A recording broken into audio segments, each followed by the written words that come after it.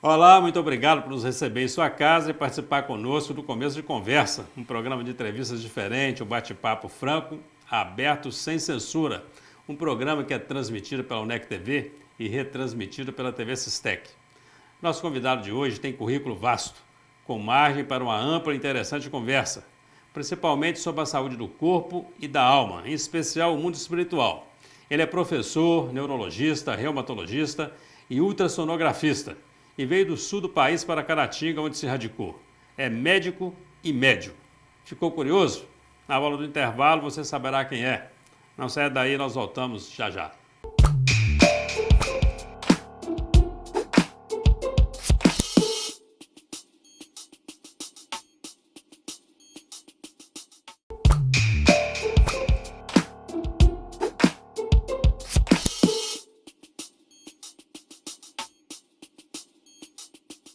Olá, estamos no ar com o programa Começo de Conversa, aqui pela UNEC TV, com retransmissão pela TV Sistec. E antes de apresentarmos aqui o nosso convidado especial, eu queria responder a uma mensagem que eu recebi do nosso amigo Jacinto Rodrigues Rocha. Ele que é professor, graduado em farmácia bioquímica e é mestre em meio ambiente e sustentabilidade. O Jacinto mandou o seguinte recado para nós. Antes de tudo, quero parabenizá-lo pelo programa Começo de Conversa, cujos temas são de interesse educacional, tanto de instrução quanto de formação, e que suprem a carência de bons programas, mesmo em nível nacional. Na entrevista com o grande Flávio Anselmo, e nós entrevistamos o Flávio Anselmo aqui na semana passada, você disse que o Galo só tem um título nacional. Na verdade, temos dois, pois somos campeões do Brasileiro e da Copa do Brasil em 2014. Além da Libertadores, e o Jacinto complementa ainda que o Galo foi campeão da Libertadores numa competição de verdade, uma Libertadores, com todos os times participando e não hoje, como está aí essa meia boca. Jacinto, um grande abraço para você, desculpa aí pela falha, o Galo tem 2 títulos nacionais. E hoje nós estamos aqui no Começo de Conversa, recebendo mais um convidado muito especial, o médico, professor e médio, Ednelson Ferreira, de 42 anos. Doutor Ednelson, muito obrigado, amigo. Obrigado você pela presença aqui nos estúdios da UNEC TV. Tudo bem? Tudo bem, e você? Graças a Deus, tudo bem. Ednelson, nós temos aí uma série de assuntos para a gente tratar aí, e bem interessantes, nessa questão do médico, do médio, e eu queria um pouco falar sobre o cidadão Ednelson. Ednelson nasceu no sul do país? Nasci no Paraná, numa cidade chamada Piabiru. Piabiru. Piabiru. Isso fica onde? Está no mapa? Tá, ela tá no mapa. mapa, Tá. Quando já há um tempo, há 40 anos atrás, tinha aproximadamente 8 mil habitantes. Hoje, no ano de 2016, ela já evoluiu bastante, conta agora com 9.500, 10 mil habitantes aproximadamente. E é próximo da capital? Ela é próxima de Campo Mourão. Campo Mourão, que já é uma cidade mais conhecida e deve estar aí aproximadamente 350 a 400 quilômetros de Curitiba. Mas eu saí de lá muito pequeno. Acredito que eu devo ter saído de lá com 6 anos, 5 para 6 anos. Você é médico e com algumas especializações. A sua graduação aconteceu na Argentina? Isso. Aos 16 anos, em um congresso de arte marcial, eu pratiquei arte marcial durante muitos anos da minha vida, e em um congresso de arte marcial eu tive a oportunidade de conhecer a medicina chinesa, especificamente a acupuntura. E estudei a acupuntura, me formei muito cedo nessa ciência, e vi a necessidade de seguir estudando. Mas devido à minha situação, à minha condição naquele então, era muito difícil conseguir almejar uma faculdade de medicina. E isso foi aproximadamente em 86, 87, eu conversei com uma professora, que era uma paciente minha de acupuntura, e para que ela me ajudasse a me atualizar um pouco mais, para mim vir a prestar um vestibular e concorrer a uma cadeira na área médica. E posteriormente, há uns 3 meses que nós estávamos começando um estudo, ela citou para mim que sabia de uma cidade na Argentina, cidade chamada Rosário, é a segunda cidade do país, só mesmo depois de Buenos Aires, tem 1.500.000 habitantes, que havia uma faculdade que aceitava brasileiros. A vantagem disso é que você poderia estudar um só período do dia, dando possibilidade para você trabalhar e se manter, que era a minha realidade. E eu fiquei 10 anos na Argentina. Por que 10 anos? Porque o curso são 6 anos, como no Brasil. Isso. Só que lá existe um sistema que para você faz as provas trimestrais, quadrimestrais, semestrais. E quando você faz, por exemplo, se nós pegarmos anatomia, você faz 5 provas ao longo do ano. Você passou nessas provas, você não aprovou a matéria anatomia humana. Você está apto a fazer um exame final. Os exames na Argentina são como nós estamos aqui. O professor te faz uma pergunta, você vai respondendo, é um diálogo. E você passa por uma comissão de 3 ou 4 professores. Só que para você fazer esse exame final, nós tínhamos um livrinho, nós íamos na secretaria, apresentávamos esse livrinho e nós nos anotávamos. E eu sempre incorria na dívida da mensalidade, devido à minha dificuldade. Então, o meu estudo demorou 10 anos. Muito bem, por uma questão financeira. Uma questão financeira no meu caso. Morou na Argentina, atravessou o Rio da Prata, foi lá conhecer Montevidéu. Sim, tive essa oportunidade. Foi em Colônia. Sim, estive lá. Bacana demais, hein? Lindo, lindo. O brasileiro que vai visitar a Argentina, ele pode ter uma impressão um pouco diferente do que realmente o país é, mas é uma questão extremamente cultural. Eu tenho a minha cidadania argentina, tenho grandes amigos, posso falar que hoje eu tenho pai, mãe, irmãos que estão lá, e realmente por uma questão ideológica, entre outros motivos, eu retornei ao Brasil. Mas é um país que é a minha segunda pátria. Mas tem uma reclamação muito grande dos brasileiros com relação aos portenhos. O cara que é lá de Buenos Aires, da capital, que é mal educado, que trata mal. Aí quando ele atravessa e vai lá em Montevidéu, e é muito bem recebido. E me parece que os brasileiros e os uruguaios são uma coisa comum, né? Tem essa discrepância. Que essa algeriza com o argentino. O portenho, de uma forma geral, ele é um pouco mais arrogante, um pouco mais soberbo na sua essência. E depois, obviamente, que você conhece, que você faz amizade, que você conhece, principalmente o idioma. Te dou um exemplo muito rapidamente. Eu vou até a sua casa para nós conversarmos, eu toco a campainha, sai sua esposa, sua filha, me abre a porta, me recebe, e eu falo, eu gostaria de conversar com o Eugênio. Pois não, eu vou chamá-lo. E ela bate a porta na sua cara. E isso para nós é impactante, mas é uma questão cultural, por isso. Não obstante essa arrogância que a gente fala que o portenho tem, mas ele tem também um modo carinhoso, né, de se relacionar com os demais. Os homens se beijam, inclusive. E não é pai com filho, os amigos se beijam. Você ficou lá 10 anos isso, pegou esse jeito dos argentinos, trouxe para cá, mantém, tem problema. Como é que funciona isso? Em realidade, nós aqui no Brasil, nós somos ainda preconceituosos. Se você vê uma autoridade, um chefe de Estado cumprimentando e beijando uma outra autoridade, isso é elegante, é charmoso, é educado. Agora, se um amigo, por uma questão de respeito, de carinho, dá um abraço ou um beijo no rosto, isso dá margem, isso devido à nossa cultura. Mas sim, isso flui naturalmente. E quando eu cheguei no Brasil, durante um período de acho que uns 30, 60 dias, que eu ia cumprimentar aqueles amigos que nós estávamos revendo, sim, eu dava um beijo no rosto, até mesmo aí um colega me falou, Ednelson, o que está acontecendo? E aí eu tive que ir cortando isso. Mas até no dia de hoje, se realmente aquele amigo que a gente sente um carinho, um respeito, por que não dar um beijo no rosto como sinal de carinho? Não é? Bom, de Rosário, na Argentina, para Caratinga, em Minas Gerais, Brasil. Como é que se dá essa passagem do Ednelson? Quando eu terminei os meus estudos médicos na Argentina, voltei ao Brasil e nós temos que fazer o que nós chamamos de revalidação de diploma. Eu tenho que fazer uma revalidação. E Caratinga, a UNEC, ofereceu a um grupo essa complementação. Vim para Caratinga, porque já tinha algumas pessoas conhecidas, fiz a revalidação e decidi adotar como minha pátria e assim pretendo ficar nela. Muito bem. E você fez especializações em reumatologia, é isso? Sim. E em ultrassonografia? Sim, ultrassonografia. E agora estou terminando neurologia clínica. E passou por Harvard, nos Estados Unidos? Sim, tive a oportunidade de ir a Harvard, nos Estados Unidos, fazer uma atualização nessas 3 áreas. Muito e bem. Isso, a nível de currículo e de conhecimento, é fantástico. E você que está atuando em Caratinga, região? Eu atuo aqui em Caratinga, trabalho em Santa Rita, trabalho em Bom Jesus do Galho. Tive agora a oportunidade de ser convidado para trabalhar em Vargem Alegre e em Bé de Minas.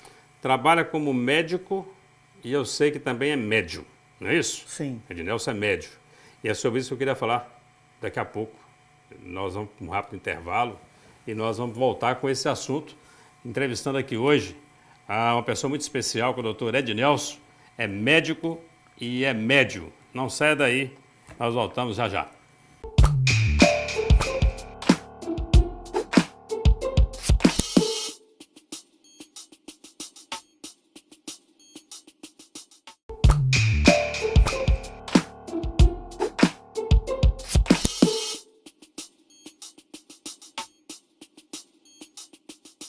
Olá, estamos de volta com um começo de conversa. Você que está chegando aí agora tem a oportunidade de assistir ao segundo bloco de uma entrevista aqui sensacional com o Dr. Ednelson Ferreira.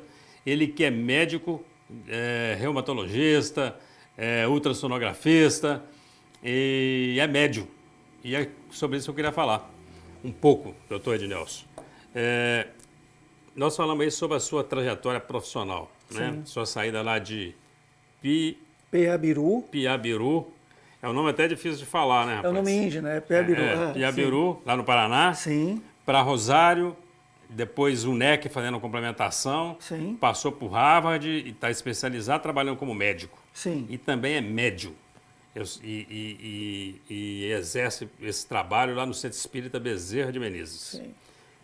Como que Ednelson chegou a essa condição de médium, quer dizer, eu nem sei se chega, é você que vai falar para nós, quer dizer, se descobriu isso, como que você descobriu a espiritualidade nesse sentido? Aos 16 anos, eu estava estudando acupuntura e medicina chinesa em Ribeirão Preto. Eu morava ali em São Sebastião do Paraíso, que é sul de Minas, está a 120 quilômetros de Ribeirão Preto. Como eu fazia arte marcial, conhecia a medicina chinesa e estudava. E um sábado à tarde, o meu professor de medicina chinesa me convidou que ele fazia um trabalho filantrópico. Nós fomos em um bairro carente da cidade de Ribeirão Preto e ele fazia quiropraxia, praticava quiropraxia nas pessoas que assim eu tinha a necessidade. E posteriormente... Isso é o seu professor? Meu professor. Aqui era médio, não? Não, ele era médico. Médico. Tá. Ele é quiropata. Tá, tudo bem. Eu fui com ele e depois, quando nós estávamos voltando, eu falei para ele por que ele fazia isso. Ele falou, olha, é uma forma de eu dar a minha contribuição à sociedade e também praticar, me aperfeiçoar na minha técnica. E aquilo ficou eu com 16 anos. Acho que nem sabia que era gente ainda. E passado acho que uns 6 meses, 1 ano, já tinha 17 anos, eu conversando com uma senhora que era paciente minha, de acupuntura, falei que eu gostaria de fazer acupuntura nas pessoas que tivessem algum problema de saúde. Era uma forma de eu divulgar aquela técnica, praticamente 25, 28 anos atrás, e também me aperfeiçoar. Mas seria o trabalho social? Trabalho social. Tá, sem receber por isso. Não, sem ônus qualquer. E ela falou que havia um local que ela frequentava que ela iria conversar com esse presidente. 15 dias depois, conversando com ela, ela falou o nome de um senhor, chamado senhor Marcílio. Ele era presidente de um centro espírita e que ele havia aceitado ter essa prática no local. Eu não sabia o que era um centro espírita. Nunca tinha entrado no centro espírita? Não. A sua família não tem nenhuma relação com o espiritismo? Não. A minha mãe é católica, como a grande maioria, católica não praticante, mas eu havia ido algumas vezes na igreja como criança, mas não sabia o que era um centro espírita. E conversando com ele, expliquei que eu levaria o material, o paciente deitaria numa maca, eu faria a consulta, colocaria as agulhas de acupuntura, esse paciente iria embora. Ele aceitou. Deu-se que é um sábado às 2 horas da tarde, nós começamos, eu cheguei, havia umas 15, 20 pessoas, não mais que isso. Ele fez uma oração de um Pai Nosso, eu não sabia que era uma oração, obviamente, de Pai Nosso, mas não sabia como era essa metodologia, essa logística. Ele fez uma oração de Pai Nosso, pegou o Evangelho, fez uma leitura do Evangelho. Uma senhora se aproximou de mim, pediu para mim ficar sentado, com os olhos fechados, fazendo orações. Ele fez uma imposição de mãos na minha cabeça. Posteriormente, depois eu fiquei sabendo que isso chamava-se um passe magnético. Eu falei, bom, você pode começar. Eu fiz o primeiro sábado, o segundo, o terceiro. No final do terceiro mês, obviamente eu já estava acostumado. Tá, mas em cada sábado desse tinha a oração... Tinha a imposição das mãos? Sim, tinha imposição na mão, eu recebia um passe, tinha tudo isso. Ao finalizar o tratamento, era feita uma oração de um Pai Nosso para encerrar a reunião. No terceiro mês, aproximadamente, eu já sabia do que se tratava, o que era um Evangelho segundo o Espiritismo, codificado por Allan Kardec. já tinha conhecimento de algumas obras básicas do Espiritismo e já sabia como a logística funcionava. E eu sentei e fechei os olhos para tomar o passe e de repente eu abro os olhos, olho em minha direção e eu senti o meu rosto um pouco diferente. E falei para ela, vamos começar? Ela me abraçou. Isso havia passado 1h30. Eu apaguei. Eu não sabia o que havia acontecido. E nisso havia passado pelo tratamento 15, 20, 30 pessoas. E aí deu-se esse conhecimento que eu vinha a ter, né, da mediunidade. Em relação à mediunidade, todos nós somos médiums. Uns com maior ou menor grau de evolução. Mas todos nós. Basta nós querermos e, como tudo, praticarmos, desenvolver. Mas naquele momento, então, você ficou ali 1h30 atendendo as pessoas e você não se lembra do que aconteceu ali? Não, não me lembro. E ainda hoje é assim? Sim. Você está lá no atendimento, lá como médium. Sim. Como médium. E esse período que você passa atendendo as pessoas, você não se lembra? Não. Se eu fui lá, fui me consultar com você, você não vai saber que eu... Não. E você hoje já continua fazendo esse atendimento? Sim. Assim que eu cheguei a Caratinga para fazer minha revalidação de diploma, eu fiquei sabendo do Centro Espírita Bezerra de Menezes. Como eu iria morar 1 ano aqui, obviamente que eu gostaria de praticar, porque existem diversas reuniões. E conhecendo a presidente do centro, a senhora Ana Maria Bastos, propus a ela se havia esse tipo de atendimento fraterno à população. Não tem esse tratamento. E propus a fazer. Chama fraterno porque é sem remuneração? Sim. O médium lá não atua como médico? Aliás, eu tenho uma curiosidade sobre isso. É porque você atua como médico. Sim. No seu consultório, nos hospitais que você atende, e atua como médium lá no Centro Espírita Bezerra de Menezes. Sim. O médium fica presente lá junto com o médico e o médico está aqui com o médium? Essas coisas são independentes ou estão associadas? Não tem como você desmembrar a sua sombra do seu corpo físico. Mas você usa o conhecimento médico lá no seu tratamento como médico? Não, se você vier ao meu consultório para fazer uma ultrassonografia do abdômen e eu colocar o aparelho no seu abdômen e detectar uma pedra na sua vesícula, uma litíase na sua vesícula, eu vou informar como médico. Tá? Se você tiver uma pneumonia, eu vou a tratar como um quadro de pneumonia dentro da medicina ortodoxa que nós conhecemos no Brasil e no mundo. Se você estiver no centro espírita, é um tratamento espiritual. No tocante à minha mínima, ínfima contribuição que ali eu presto, eu chego, existe um salão, eu costumo falar que quando eu estou passando por esse salão, a metade dele, eu já começo a ficar como sonolento. Eu, quando adentro ao local que tem algumas macas por onde esses pacientes irão deitar, irão falar da sua doença. Eu tenho uma dor no estômago, eu tenho uma dor na cabeça, eu tenho um quadro depressivo. Eu sento, eu peço a Deus, peço a Jesus, para que eles me orientem, me encaminhem e faça aquilo que eu estiver apto a fazer por eles. E deixo que o mundo espiritual atue. A única coisa que eu não quero é interferir nessas obras que são sublimes. E isso não tem ainda essa capacidade. Mas eu queria fazer uma pergunta. Então, se o médium lá, se as atuações são bem independentes, Sim. O médium lá, na hora que ele faz o tratamento, qual é o médico que atua lá naquele momento, se não é o médico Ednelson? Esse médico, o que me foi passado através de outras pessoas pelo qual ele conversou, é um médico chinês com um pseudônimo de Dr. Liu Yang. As pessoas carinhosamente, eu costumo dizer isso, que batizou ele Dr. Liu, mas é um médico chinês que viveu, isso relato, há mais de 1.500 anos na Terra, a sua última reencarnação. E por algum motivo, se nós estamos falando do espiritismo kardeciano, nós acreditamos extensivamente na reencarnação. E que eu tive um contato com esse médico naquele então, houve um grau de amizade, um grau de irmandade, e ele evoluiu ao longo desses séculos, e eu ainda estou aqui, ele sendo um amigo, um colega, um anjo da guarda, se assim alguém quiser chamar. E ele está comigo, pelo menos isso que ele passou, mesmo que seja em forma de pensamento, às 24 horas do dia. E ele chega Como é que chega em Dr. Liu? É esse o nome? Sim. Como é que Ednelson recebe Dr. Liu? Você fala, vem Dr. Liu vem quando ele quer. Como é que funciona isso? Não, obviamente que Isso é nós... uma pergunta de um leigo no assunto. Sim, não... Porque você está lá, quantas pessoas você atende hoje em uma sessão mediúnica? Em realidade é ele que atende. Ele atende.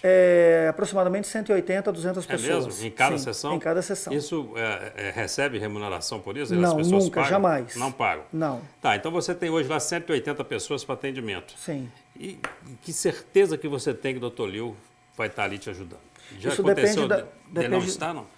Não, depende, obviamente que depende do meu preparo físico, do meu preparo mental, do meu preparo intelectual, das minhas condutas. Nós costumamos dizer que nós temos depois do sono corpo físico, aquilo que nós tivemos durante o dia. E que nós temos depois da vida, aquilo que nós somos na morte, o que nós somos durante a vida. Então, obviamente que a cada 15 dias, às quintas-feiras, às 19 horas, começa esse tratamento. Eu me preparo, eu deixo já o local pelo menos uma hora antes, eu chego, eu fico quieto, eu fico fazendo as minhas orações, eu leio o meu evangelho, eu chego ali e eu simplesmente rogo a Deus que Ele faça de mim um instrumento dEle. Simplesmente isso. É feita uma oração, eu sinto, como eu te falei, eu não tenho visão, eu não tenho audição mediúnica. Eu sinto uma presença aconchegante, eu sinto um bem-estar físico e um pequeno sono. Eu fecho os olhos e acordo 4 horas e meia depois, aproximadamente. Que é o período que dura lá, sim. entre 4 horas. Você simplesmente não se lembra do que aconteceu não lá me lembro nesse de período. nada, não. Você falou sobre reencarnação, e aí eu queria aproveitar para também fazer um questionamento sobre isso. A população mundial, né, ela tem um crescimento exponencial, quer dizer, nós saímos lá quer seja lá o que a Bíblia fala em Adão e Eva, quer seja pelo início da própria vida, e aí você tem um número pequeno mesmo de seres, e você vai chegando hoje em 6 bilhões de pessoas. E com um número de nascimento muito maior que o de morte. Tanto é que a população aumenta a cada dia. Estoque de espírito, quer dizer, espíritos são criados, se é reencarnação, não é eu voltando à nova vida, quer dizer, uma vida tendo a oportunidade de viver de novo. Então eu estou imaginando que eu sou um espírito que passou por algumas vidas e vou ter mais uma oportunidade. Muitas oportunidades. Muitas oportunidades. Mas e aí, como é que se explica essa quantidade de gente? Nosso tempo está estourado, mas eu quero voltar nesse assunto logo depois sobre reencarnação. Quer dizer, tem estoque de espírito, espíritos são criados. E quero falar também sobre Chico Xavier. Tem um monte de dúvidas, muita coisa para a gente falar aqui. A conversa está muito boa aqui, o papo com o doutor Ednelson Ferreira, ele que é médico, que é médium. Não saia daí que nós voltamos já para o terceiro e último bloco.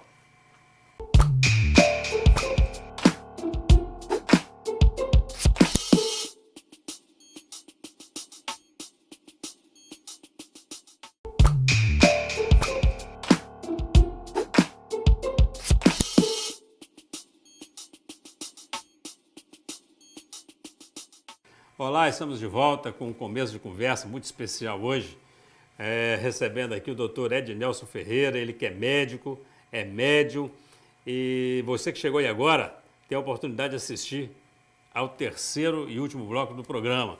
Doutor Ednelson, nós estávamos falando sobre reencarnação, a pergunta é simples, existe estoque de alma? Em realidade, existe um livro chamado No Limiar do Infinito, por um espírito chamado Joana de Ângeles, psicografado por André Luiz. E esse livro fala que alguns segredos somente competem ao Criador desvendado. Nós sabemos que o universo ele está em extensa expansão, então o Criador cria constantemente. Nós devemos nós devemos colocar a sandália da humildade e analisarmos o seguinte: a Terra é um planeta extremamente pequeno dentro de uma galáxia pequena, dentro de todas as galáxias que existem no universo. Então seríamos muito preconceituosos em acharmos que nós somos o centro do universo. Então nós creemos disso, nós estudamos isso, porque o Espiritismo tem uma trípede. Nós somos ciência, filosofia e religião. A ciência explica de onde nós viemos e para onde nós vamos e o que nós estamos fazendo aqui. A filosofia nos dá uma metodologia de vida, como nos conduzirmos, como sermos em sociedade. E a ciência e a religião nos ensina.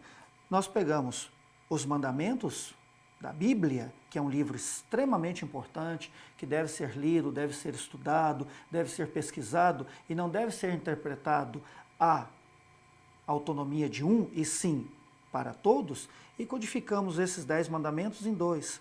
Amar a Deus sobre todas as coisas e o próximo como a si mesmo, e desejar ao próximo, fazer ao próximo aquilo que queria que nos fosse feito.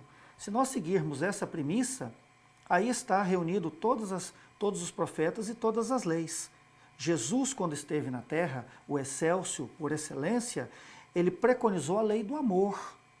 Antes não havia sido falado isso. Então, existe sim, o Criador, ele cria constantemente.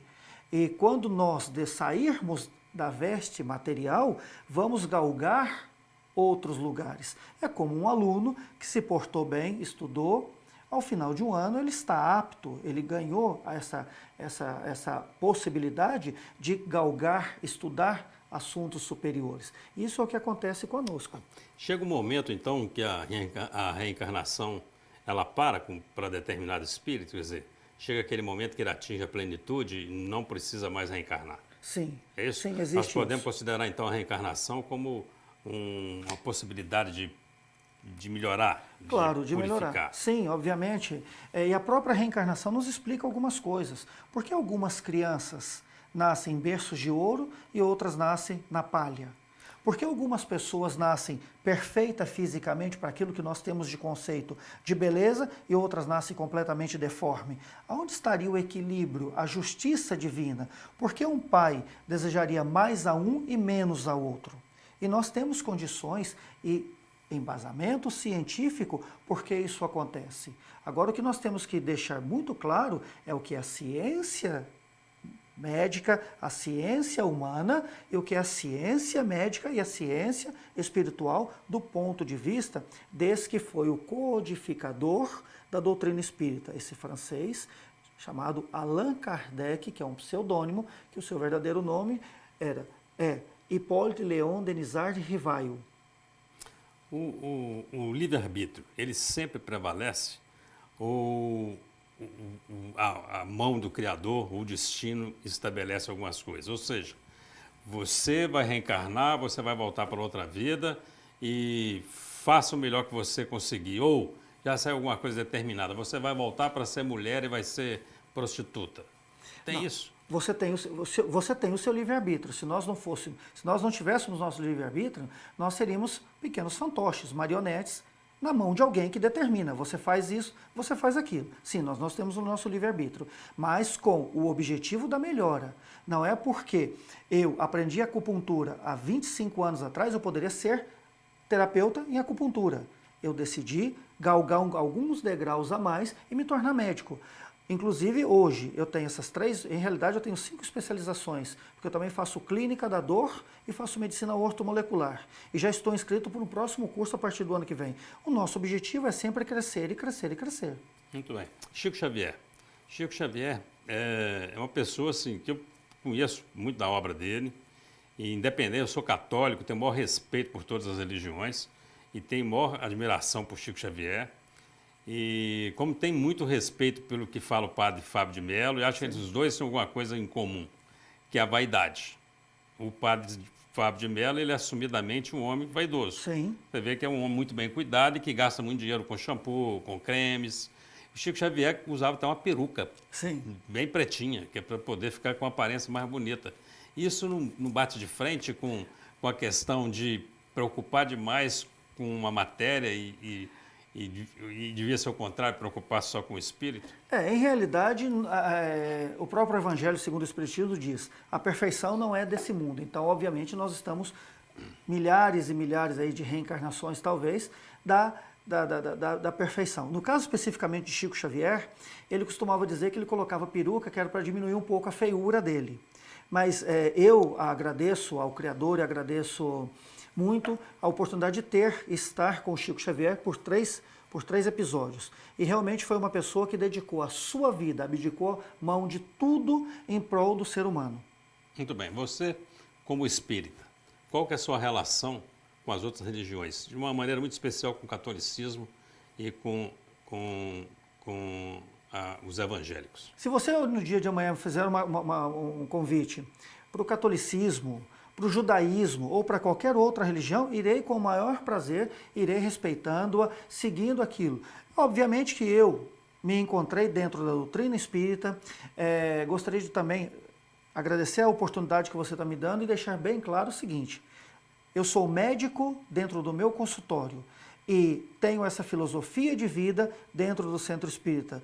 Enquanto eu estiver habitando o plano Terra, essa será a minha metodologia de vida. Porque ali eu me sinto realizado, eu me sinto pleno, sendo um pouquinho útil. E Madre Teresa de Calcutá disse: se ela fosse um grãozinho de areia frente a uma praia e um oceano, imagine se todos nós fôssemos esse grãozinho de areia. Nós confeccionaríamos uma linda praia. Você acredita nos santos? Eu acredito em espíritos evoluídos. Espíritos evoluídos. Por qualquer que seja o motivo, ele amou mais, ele respeitou mais, ele cometeu menos infrações. É dado a ele maior conhecimento, maior luz. Então são seres que estão próximos de nós e nós temos eles, por tamanha humildade, eles vestem essas pseudo-roupas, esses pseudo-nomes e se aproximam a nós nos intuindo. Eu tenho o meu livre-arbítrio, obviamente. Se eu estiver conduzindo a 150 por hora sem cinto de segurança, obviamente que eu tenho mais possibilidades de bater meu carro e vir a falecer, vir a morrer, a desencarnar. Obviamente que eu tenho vozes, ajudas, da maneira que você quiser, ou seja, todos nós, os nossos anjos da guarda soprando no nosso ouvido. Coloca o cinto, tira o pé do acelerador. Isso acontece com todos nós. Eu não poderia deixar de receber um médico aqui e não perguntar para ele. Saúde no Brasil. Tem jeito? Tem. Tem jeito, assim, quando os nossos governantes olhar para a população. Quando eles olharem para a população, a saúde no Brasil tem jeito. Eu tive a oportunidade de estar em Harvard e quando eu cheguei no primeiro dia eu recebi uma apostila e quando abri a apostila estava falando sobre lúpus, que é uma doença reumatológica, e quem ia proferir a palestra era o número 1 no mundo em lúpus eritematoso sistêmico. Ele que determina os paradigmas dessa doença. Ele iria dar uma aula para nós. Eu fiquei extremamente orgulhoso, um orgulho saudável, fiquei extremamente feliz por ter e ao mesmo tempo preocupado. Como que eu, Ednelson, da onde eu saí, o que eu estou fazendo aqui, conversar com uma pessoa que é o número 1 no mundo para uma doença. E quando ele veio conversar com a gente, eu fiquei extremamente feliz porque o que eles fazem lá é o que nós conhecemos aqui. O que acontece é que lá as coisas fluem. Aqui, por exemplo, para mim solicitar um medicamento de alto custo, muitas das vezes nós temos que entrar com pedido judicial. Muito bem. Você falou em Ednelson. Quem é Ednelson Ferreira? Ednelson Ferreira é uma pessoa simples, uma pessoa que tenta ser humilde, uma pessoa que batalha todos os dias, de segunda a segunda, das 6 da manhã, às vezes até às 9 da noite, que pega às vezes algum final de semana para estar estudando. Sou muito caseiro, gosto de estar muito com a minha família, com a minha esposa, tenho um bebê de 2 aninhos, Caleb, que assim, já tem um filho já adolescente, que é fisioterapeuta, estamos sempre conversando, todos os dias, por ele estar morando numa outra cidade, e estou com o meu bebezinho e pretendo estudar, pretendo me aperfeiçoar, pretendo seguir adiante com esses projetos dessa associação de caridade, que eu costumo dizer assim, e procuro como médico tentar oferecer o meu melhor dentro da minha limitação para os meus pacientes. Sou uma pessoa que acredito nisso, tento ser amigo dos amigos, tento não infringir as leis morais, as leis éticas. Acredito que eu seja uma pessoa extremamente simples. Está feliz? Sim, estou feliz. Se tivesse que começar novamente, passar por todas as dificuldades que eu passei, pelo frio que eu passei na Argentina e não ter roupa e não ter dinheiro para comprar, a dificuldade para me alimentar em Ribeirão Preto, para poder estudar acupuntura, as dificuldades que sigo tendo ainda com os sonhos e os projetos, faria isso assim, começaria agora ao terminar a entrevista com você. De novo, Bacana. Doutor, infelizmente, nós estamos terminando a nossa entrevista. Foi um momento muito agradável. Você tem 1 minuto para suas considerações finais, usando aqui a câmera da UNEC TV e da TV Sistec, para os seus comentários finais, que eu, infelizmente, preciso encerrar.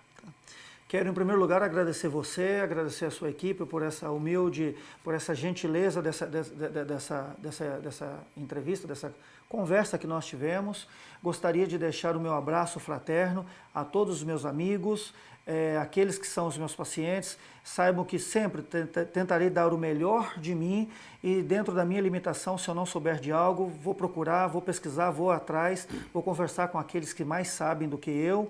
E se nessa trajetória minha tiver uma pessoa que eu incomodei, que eu infringi, peço verdadeiramente que me perdoem do fundo do meu coração, que tentem perdoar as minhas falhas, as minhas limitações. E aqueles que julgam ser os nossos inimigos, que em realidade são os nossos maiores incentivadores, quero deixar a vocês o meu abraço fraterno, o meu beijo em seus rostos, e quero agradecer muito e seguir adiante. Doutor, muito obrigado. Foi muito bom recebê-lo aqui na UNEC TV. Espero que quem tenha oportunidade de, mais à frente, falarmos mais sobre esse assunto, sobre outros assuntos relacionados à medicina, à mediunidade. Foi muito bom. Nós estamos terminando um começo de conversa muito especial com o doutor Ednelson Ferreira, ele que é médium e médico. E muito obrigado por sua audiência, muito obrigado pela atenção e até o nosso próximo começo de conversa, se Deus quiser.